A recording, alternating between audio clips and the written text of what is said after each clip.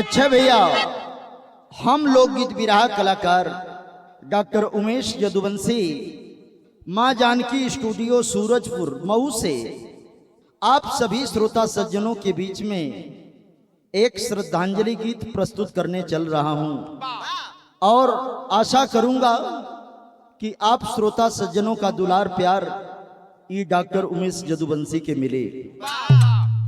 आज हम मऊ जिले के एक ऐसी शख्सियत की श्रद्धांजलि गीत प्रस्तुत करने चल रहे हैं जिन्होंने घोसी विधानसभा को एक नया मुकाम और एक नया पहचान दिलाया। मैं उस दिवंगत आत्मा को मैं अपने पूज्य विधायक आदरणीय समाजवादी पार्टी के प्रहरी और जुझारू नेता गरीबों के मसीहा दिवंगत आदरणीय श्री सुधाकर सिंह जी को अपनी पूरी पार्टी के साथ श्रद्धा सुमन अर्पित करता हूं। और यह गीत मैं अपने रिकॉर्डिंग मैनेजर सूरज बाबू के विशेष आग्रह पर, बड़गांव के ब्लॉक प्रमुख श्री सर्वेश कुमार यादव के आग्रह पर और प्रदेश के उच्च शिक्षा मंत्री श्री राम आश्रय विश्वकर्मा के सानिध्य में उत्तर प्रदेश समाजवादी पार्टी के पिछड़ा वर्ग के महासचिव श्री शिवम ओझा रिनिया जालौन के विशेष आग्रह पर इस घोसी विधानसभा के तमाम जिला पंचायतों, ब्लॉक प्रमुख और ग्राम प्रधानों के विशेष मांग पर मैं अपने पूज्य जनप्रिय लोकप्रिय विधायक जी को श्रद्धा सुमन अर्पित करता हूं और आशा करता हूं कि ईश्वर उस दिवंगत आत्मा को श्री चरणों में अपना स्थान दे। और घोसी की जनता आज गमगीन माहौल में जी रही है अपने जनप्रिय विधायक को खो करके। भूमिका में मास्टर साहब लाइन लग रही है।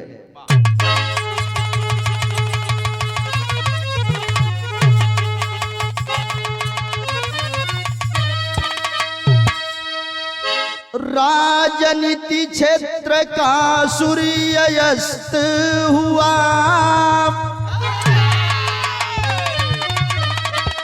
पूर्वांचल में जिसने था जलवा पसारा, बड़ा ही सरल मन विमल भाव था, जिनके उर में छलकती समंदरी की धारा। अर्पित मैं करता हूँ श्रद्धा सुमन, आत्मा को परम सुख शांति मिले।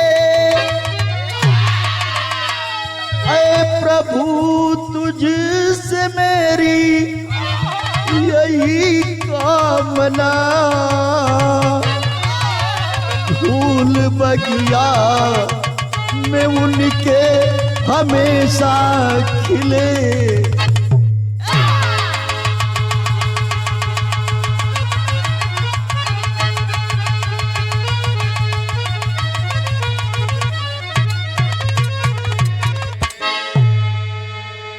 आज अपने जनप्रिय नेता को खो करके आज यह हृदय द्रवित हो जा रहा है कि आज गरीबों का मसीहा, आज जरूरत पड़ेगी तो कौन सामने आकर के खड़ा होगा। कव्वाली में मास्टर साहब भाव लिखा जा रहा है, कैसे?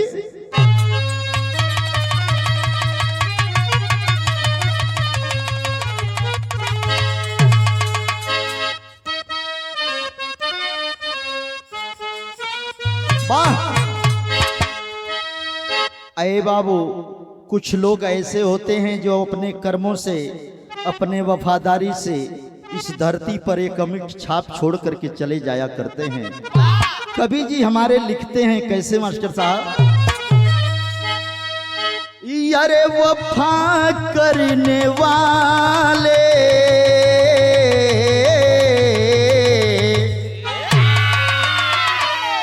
वफा करने वाले की कीर्ति अमर है।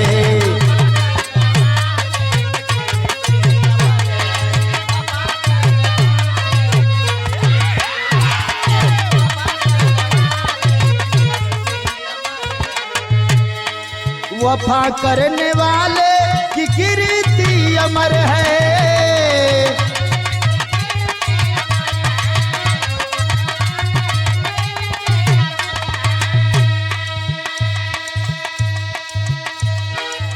वफा करने वाले की कीर्ति अमर है। वही आदमी जग में पाता कदर है। यो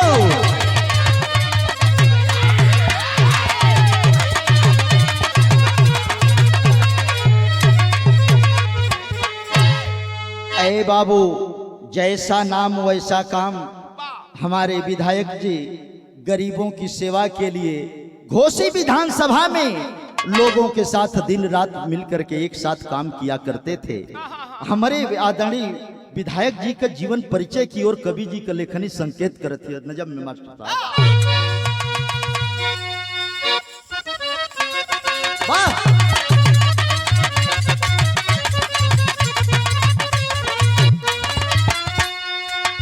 ग्राम दादनपुर,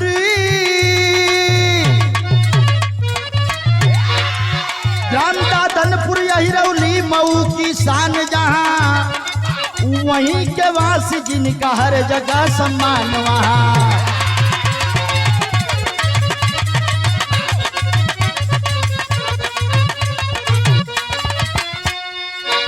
माँ की गोद में एक चमकता सितारा आया, माँ की गोद में चमकता सितारा आया। नाम सुधाकर सिंह एक हंसता दुलारा आया।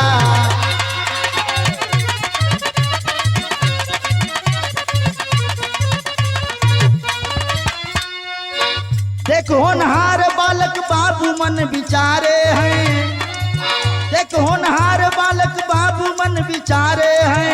स्कूली शिक्षा से घोसी बालक संवारे हैं।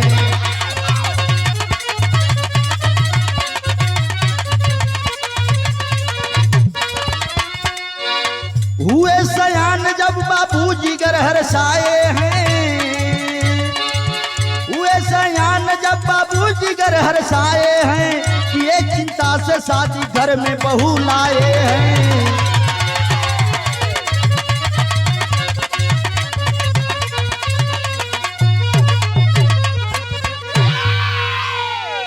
अये बाबू, घोसी विधानसभा में एक दादनपुर हिरौली गांव जो भावनपुर ग्राम सभा में आता है, वही गांव सभा में रहे वाला बाबू कुलदीप सिंह की 4 संतानों में तीसरे नंबर पर हमारे आदरणीय विधायक जी का जन्म 11 नवंबर 1958 को दादनपुर हिरौली ग्राम सभा में हुआ था। और बाबू कुलदीप सिंह के आंगन में और मां कुल गोविंदी के आंचल में एक चमकता हुआ सितारा का उदय होता है। अये बाबू, पंडित जी बोलावल गईलन। अब बाबू कुलदीप सिंह से पंडित जी एक बात कह दिलन हो। पंडित जी है कहलन ए बाबू साहब, तुहरे लड़कवा के मुखमंडल देख के ही लगत बा कि साधारण पुरुष नहीं बा। और पंडित जी के बतिया सुन के बाबू कुलदीप सिंह और लड़का का नाम कहल जाला सूरज की रोशनी की तरह से चमकता हुआ सितारा था। इस नाते उस बच्चे का नाम बाबू कुलदीप सिंह सुधाकर रख दिए। और सुधाकर सिंह जब आगे बढ़ने लगे धीरे धीरे, तो अंत में जवानी की दहलीज पर जब पहुंचते हैं तो जैसन सबका माई बापू सोचना बेटी बेटा सयान हो जालन, तो समय से शादी विवाह कह दिया जाला। वही तरह बाबू कुलदीप सिंह भी बाबू सुधाकर सिंह की शादी श्रीमती चिंता देवी के साथे कह दिलन। और जब सदिया हो गई तो जीवन के गाड़ी आगे बढ़े लगल। और जब आगे बढ़ल तो यहाँ गीत के भाव लिखल जाता।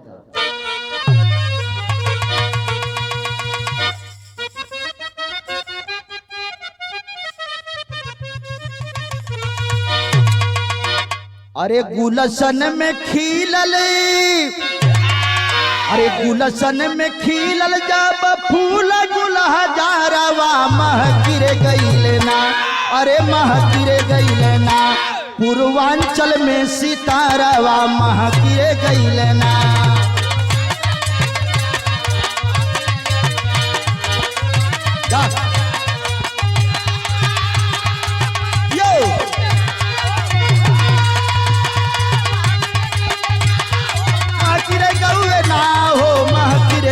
ना पूर्वांचल में सितारवा,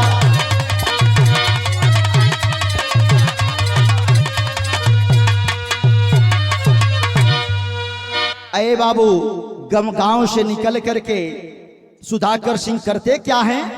शिक्षा ग्रहण करने के लिए इसी कॉलेज में एडमिशन कराते हैं। कहाँ? अब पीजी कॉलेज में उनमवा लिखावला है,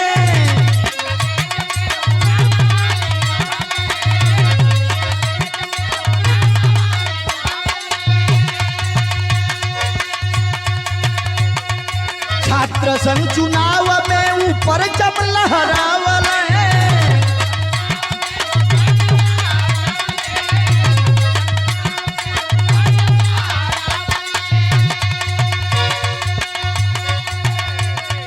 छात्रन के हित में संघर्ष कैलही रवा महकिर गौले ना, यारे महकिर गईले ना, पूर्वांचल में सितारवा चमकिरे गौले ना।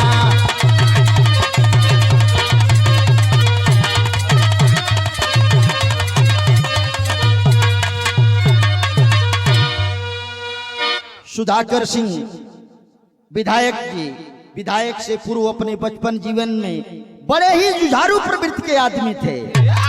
सर्वोदय पीजी कॉलेज घोसी में स्नातक में दाखिला लेते हैं और 1985 का समय है।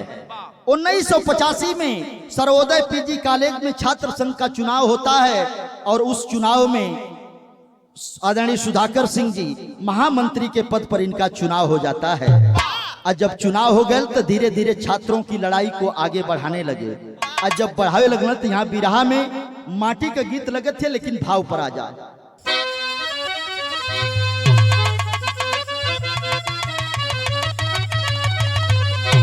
अरे प्रशासन कहो सौरली, अरे सुनीला बयानवा, लाठी चार्ज कैल तब सिपहिया भैया हो कैल जेलवा मजा।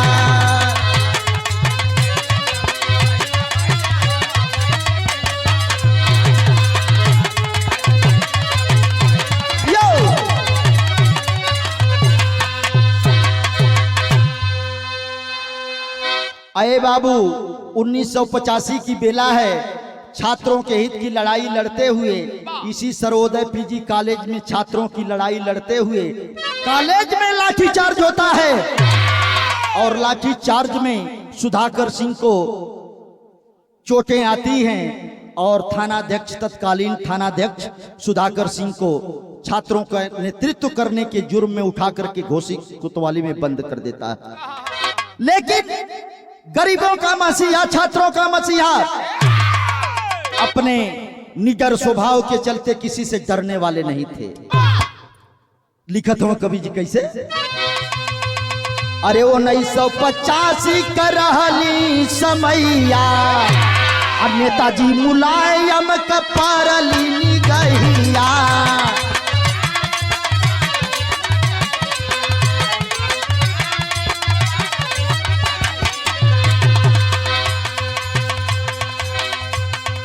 नेताजी का बनल ऊ सहरवा भैया हो कैल जेलवा मझा।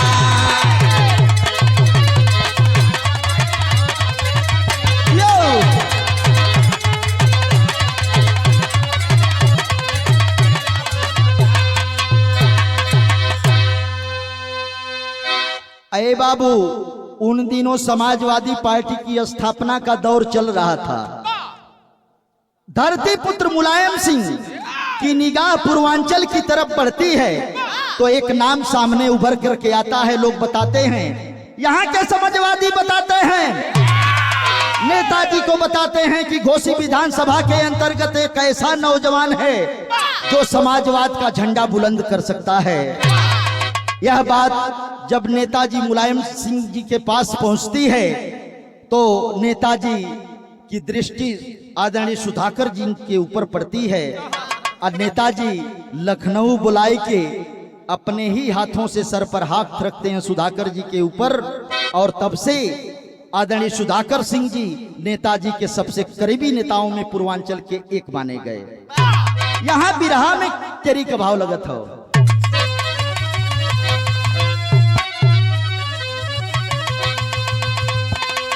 यारे लड़ाई अब ही बाकी असली, यारे राम लड़ाई अब ही बाकी असली, और निकली पटल पर ज्वाला बन के यह अंगड़ाई।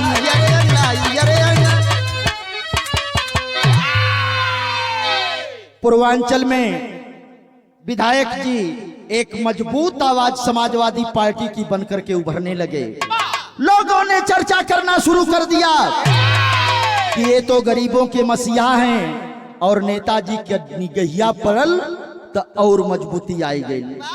जब और आ गई तो कहल जाला कि जब केहू का सहारा मिल जा तो आदमी जो बढ़े वाला रहा थोड़ा सा और बढ़ जाला।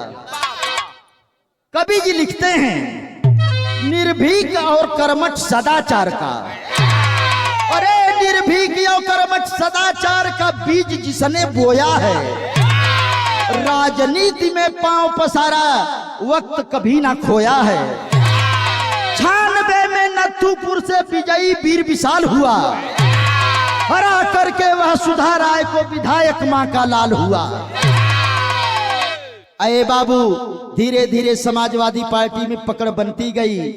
आया समय 1996 का, और 1996 में तब घोसी विधानसभा नहीं थी, नथुपुर विधानसभा से समाजवादी पार्टी का टिकट मिला, और उसी टिकट को पाने के बाद पहली बार कांग्रेस प्रत्याशी श्रीमती सुधा राय जी को हरा करके विधायक बनने का काम किया, और यूपी की विधानसभा में एमएलए बन करके नथुपुर से आदरणीय विधायक जी पहुंच जाते हैं। और जब पहुंच गए ना ये भैया तो नथुपुर विधानसभा का भाग्य धीरे धीरे उदय होने लगल। और जब उदय होके लगल तो यहाँ परशुराम चाचा के स्पेशल गीत लगत है, लेकिन चला भाव में चला। वाह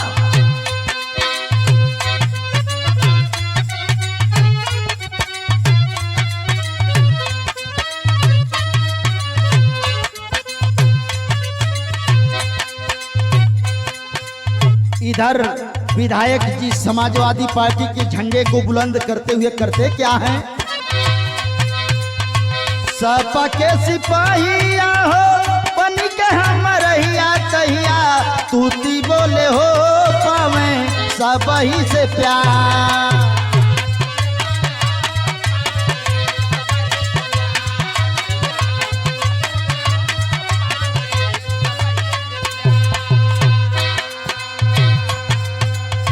ए बाबू धीरे धीरे चुनाव बीतता गया, समय आती है 2012 की। 2012 में होता क्या है? अरे 2012 में नहीं रहल तनिको शंका,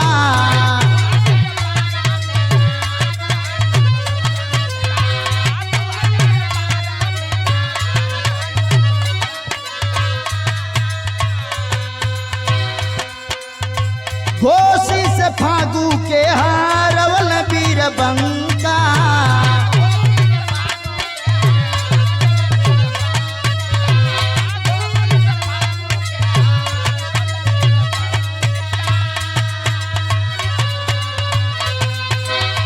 विरोधियन के खेमावा में मचल बात बहिया तहिया, तूती बोले हो पावे सब ही से प्यार तहिया।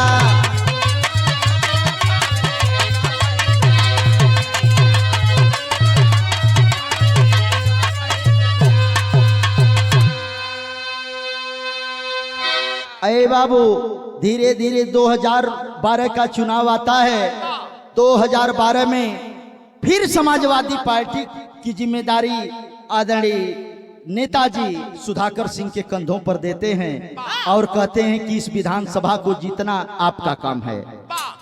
नेताजी के आदेश का पालन करते हुए फिर आदरणीय सुधाकर जी विधानसभा में पहुंचते हैं और उत्तर प्रदेश सरकार के पूर्व कैबिनेट मंत्री श्री फागू चौहान जी को भारी मतों से हरा करके दूसरी बार विधानसभा में पहुंचते हैं। और जब पहुंचलन तो इनके सब लोगन के एक साथ लेके चलन, केहू कोनो भी जाति धर्म के लोग रह, कोनो भी बिरादरी के रह, नेताजी के दरवाजे घोसी में नीम का पेड़ बा, वही निमिया के पेड़वा के नीचवा बैठ के जनता के समस्या के समाधान करल। आज वो नीम के पेड़ का चर्चा बा। यूट्यूब और पेपर के माध्यम से पता चल रहा है कि आज वह नीम के पेड़ की डालियां भी नेताजी के जाने से आज आहत हैं। डालियां भी झुक करके अपने नेता को विदाई दे रही हैं। यहाँ पपट में भाव लिखत हूं कवि जी मास्टर।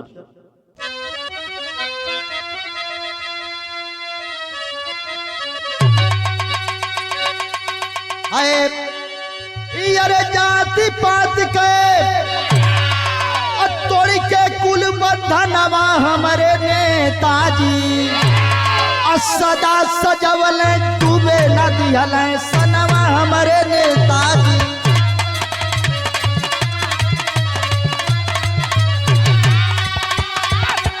या भैया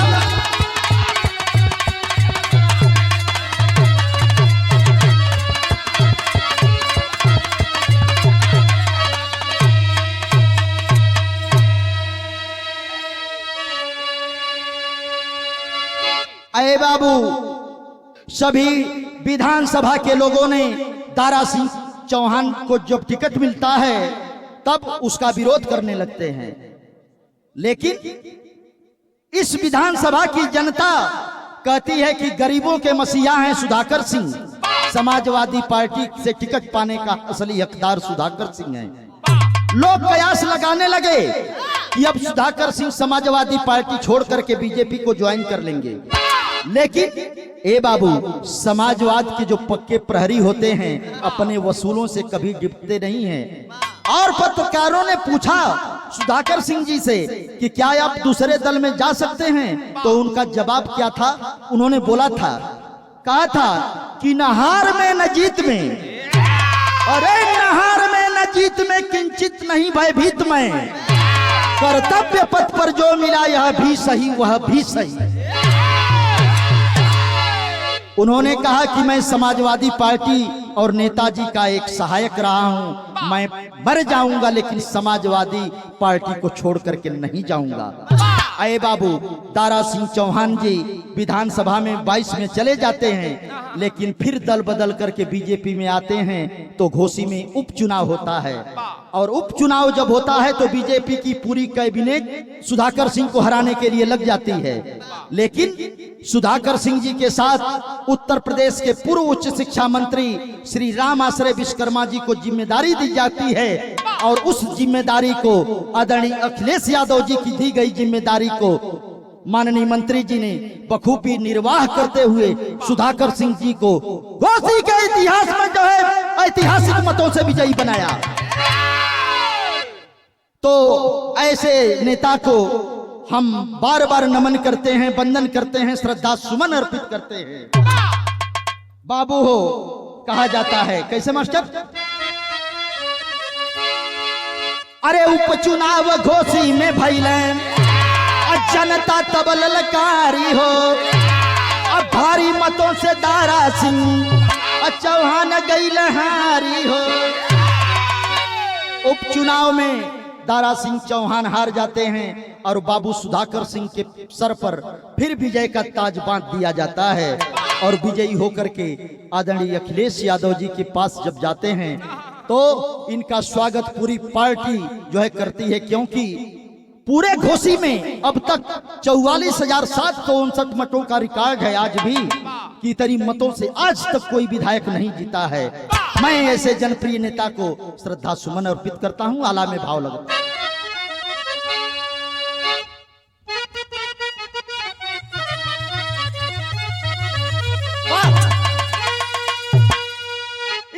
त्यागी बलिदानी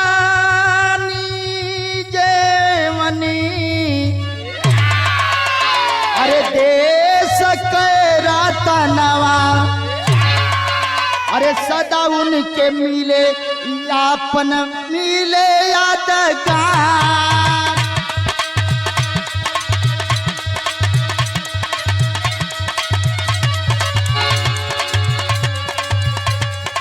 बड़ा संघर्ष कैले अपन जिंदगी में,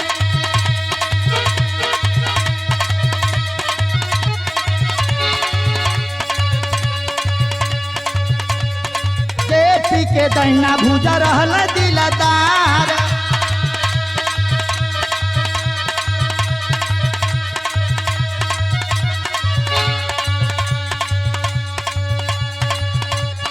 इमरजेंसी लागल रहल भैया देशवा में,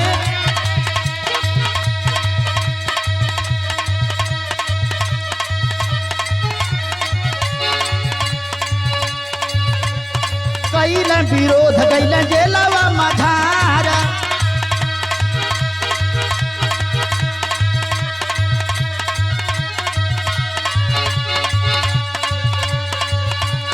उच्च शिक्षा मंत्री रामाश्रय विश्वकर्मा,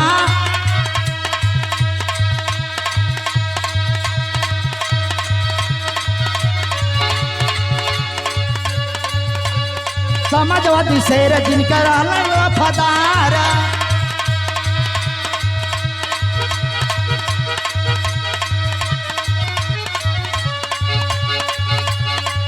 प्रमुख की शिकार करता 60वां में,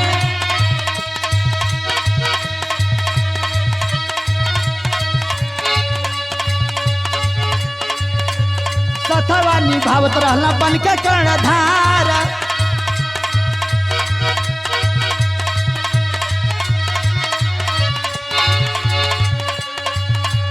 सत्रह नवंबर वह भोज में जवानावा,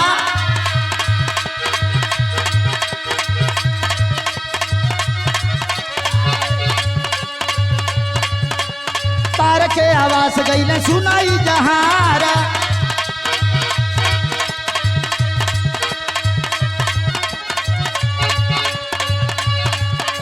लौटे में हालत खराब हो गईली,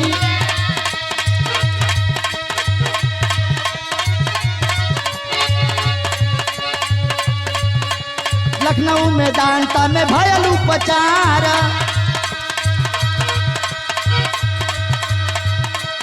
अरे लेकिन हालात में अरे सुधार नहीं भैली, अब 20 के सुगनवा हो गईले फरार। बोला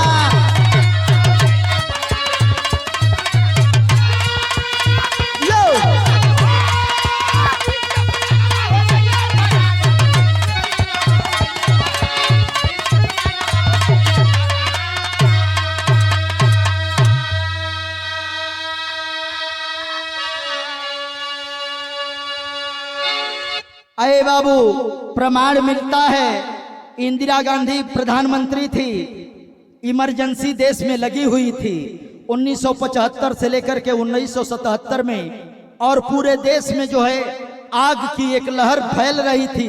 उस क्षेत्र में उस समय जो है सामाजिक आंदोलन को जो है दिशा देने के लिए आदरणीय सुधाकर सिंह जी 17 वर्ष की आयु में उस आंदोलन का विरोध करते हुए जो है जेल की यात्रा मात्र 17 वर्ष की आयु में जो है करना पड़ा था। ऐसे जुझारू, ऐसे कर्मठ, ऐसे शक्तिशाली व्यक्तित्व को हम अपनी पूरी टीम के साथ प्रणाम करते हैं।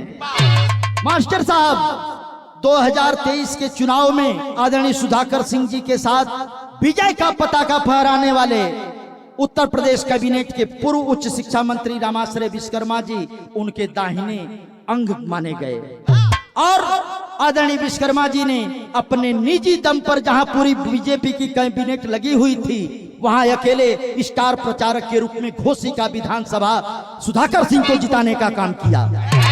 मैं ऐसे पिछड़े वर्ग के नेता को आदरणीय माननीय विधायक, माननीय मंत्री श्री रामाश्रय विश्वकर्मा जी को बधाई देता हूं कि समाजवादी झंडे को बुलंद करने का काम आप करते हैं। ऐसे जुझारू व्यक्तित्व को हम नमन करते हैं। बाबू बतावल जाला कि मऊ के विधायक स्वर्गीय मुख्तार अंसारी जी के आवास पर कोई कार्यक्रम था। उस कार्यक्रम में भोज में गए हुए थे और भोज में जाने के बाद वहीं से आप वापस हो रहे थे और नेताजी की तबीयत खराब होती है। मेदांता में लोग लेकर के जाते हैं, उनके परिवार के लोग, और मेदांता में पहुंचते हैं। और 20 नवंबर को कि वह मनहूस दिन, वह मनहूस बेला, वह मनहूस सुबह 7 बजे के आसपास जनप्रिय नेता का देहावसान हो जाता है। और इस बात की खबर जब समाजवादी पार्टी के मुख्यालय पर पहुंचती है तो वहां से राष्ट्रीय महासचिव श्री शिवपाल सिंह यादव और राष्ट्रीय अध्यक्ष माननीय अखिलेश सिंह यादव और पूर्व उच्च शिक्षा मंत्री श्री राम आश्रय विश्वकर्मा मेदांता हॉस्पिटल पहुंच करके इस जनप्रिय नेता को श्रद्धा सुमन अर्पित करते हैं। वहां से परिवार के लोग जब लखनऊ से लाश लेकर के घोसी में आते हैं, जब घोसी में आते हैं तो यहाँ घोसी में नीम के पेड़ के नीचे जब उनका शव रखा जाता है, लोगों के अश्रुपात के साथ साथ नीम की डालियां भी उनके गम में जो है आंसू बहाते हुए झुक करके नमन करती हैं अपने नेता को। यहाँ पर लाइन लिखी जाती है, खड़ी की मास्टर।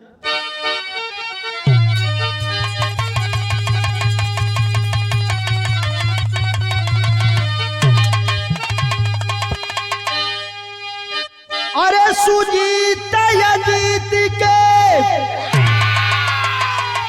यखिया से परिसे ले असिया,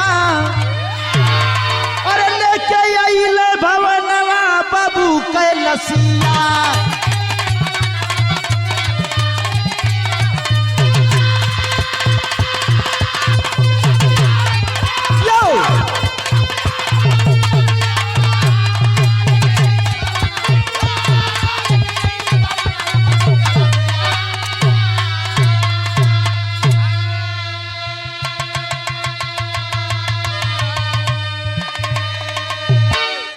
अरे बाबू, जैसे ही घोसी में जनप्रिय नेता का शव आता है तो मुझे व्यक्तिगत रूप से फोन आता है बड़राव के ब्लॉक प्रमुख, युवा प्रमुख श्री सर्वेश कुमार यादव और कुश यादव का कि भैया आदरणीय नेताजी का निधन हो गया है, ऐसी ऐसी बात है।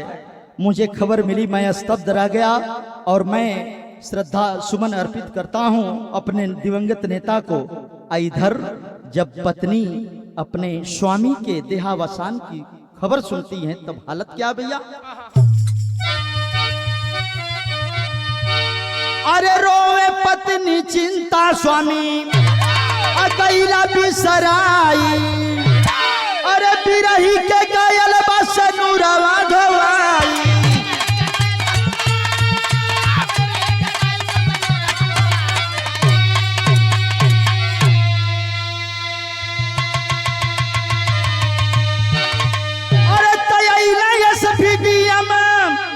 पागल गम के बसिया के आइले भवनवा पर बाबू के लसिया।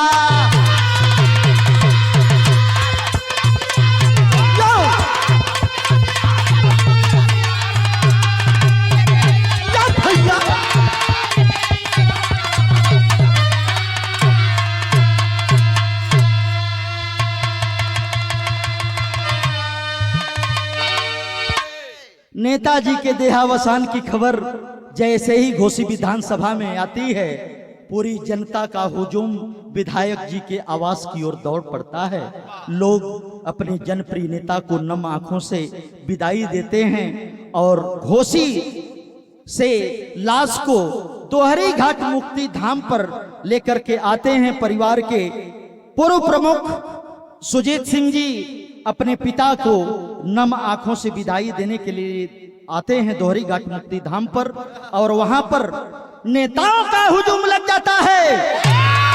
समाजवादी पार्टी के साथ साथ उनकी शख्सियत, उनकी पहचान का नजारा इस बात से लगाया जा सकता है कि उत्तर प्रदेश के उनके साथ चुनाव लड़ने वाले पूर्व मंत्री श्री फागू चौहान जी, उनके साथ उनके सुपुत्र मधुबन विधानसभा से विधायक आदरणीय वीरेंद्र चौहान जी और मुबारकपुर से विधायक श्री अखिलेश यादव जी और अखिलेश यादव के साथ विधायक दुर्गा यादव जी, संग्राम यादव जी के साथ मऊ और आजमगढ़ के जनप्रतिनिधियों के साथ साथ आजमगढ़ के जुझारू सांसद धर्मेंद्र यादव जी भी आकर के उस दिवंगत जनप्रिय नेता के अंतिम संस्कार में शामिल होकर के नम आंखों से विदाई देते हैं। मैं चाहूंगा कि आज घोषी से आदरणीय विधायक जी के कर्म तो जुओं जुओं तक गाए जाएंगे, लेकिन अपेक्षा की जाती है कि क्या विधायक जी के जो कार्य थे, विधायक जी ने जिन सपनों को लेकर के एक लड़ाई लड़ी थी, उस लड़ाई को उनका परिवार निभा पाएगा या कोई और नेता समाज में आएगा जो समाजवाद का झंडा बुलंद करेगा। इन्हीं कामनाओं के साथ मैं विधानसभा के पूरे ग्राम प्रधानों, पूरे मतदाताओं, पूरे ब्लॉक प्रमुखों के साथ अपने जनप्रिय विधायक को श्रद्धा सुमन अर्पित करते हुए अपनी वाणी को विराम देता हूं और कवि कुल घराने का परिचय मास्टर।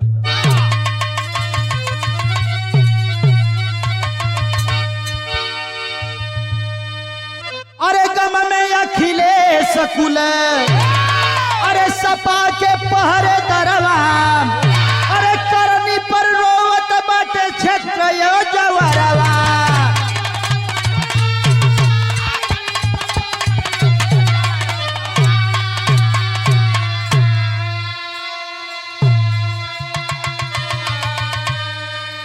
दोहरी मुक्ति धाम परी, अरे चरलबा मटिया, अले के अइले भवनवा हो बाबू कैलसिया।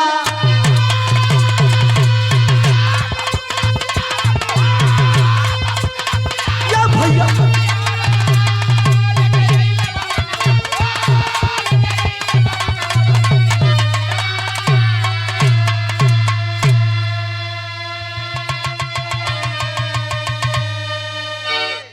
मैं अपनी पूरी बिरहा टीम के साथ रिकॉर्डिंग मैनेजर आदरणीय सूरज बाबू की तरफ से इस जनप्रिय विधायक को सत सत श्रद्धा सुमन अर्पित करता हूं।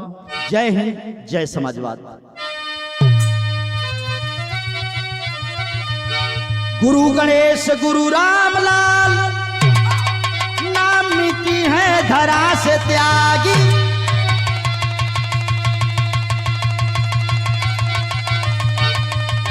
बच्चन के सौ कवि चंद्रिका, यमर कीर्ति बैरागी।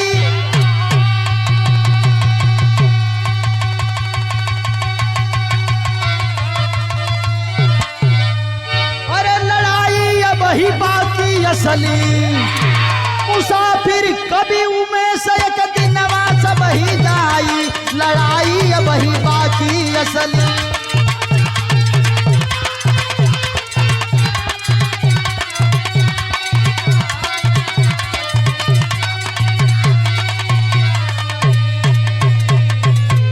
सुधाकर सिंह, सुधाकर सिंह, सुधाकर सिंह,